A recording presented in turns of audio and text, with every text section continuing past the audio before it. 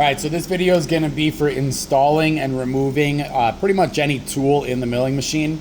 So right now we have our facing cutter.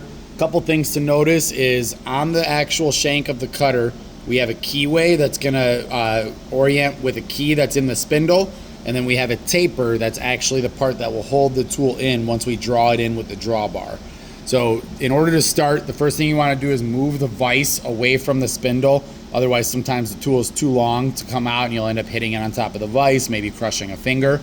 The next thing you want to do is make sure that it's clean inside the spindle. There's no metal chips in here. And I also usually like to find where the key is. And right now I can feel that it's actually facing right at the camera.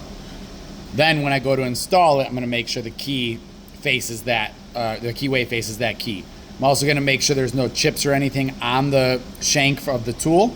Then you can install here, find the key. You'll notice it doesn't go in. And then once you spin it to where the key is, it slides in.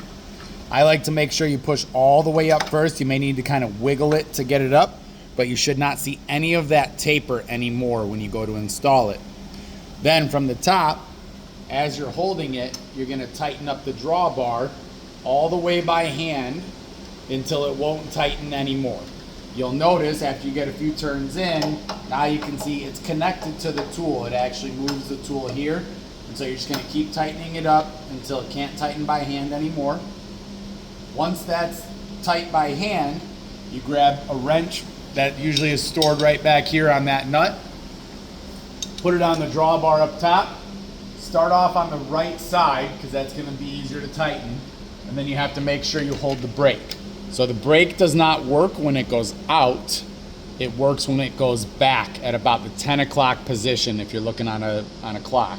So you hold the brake and you pull on the wrench.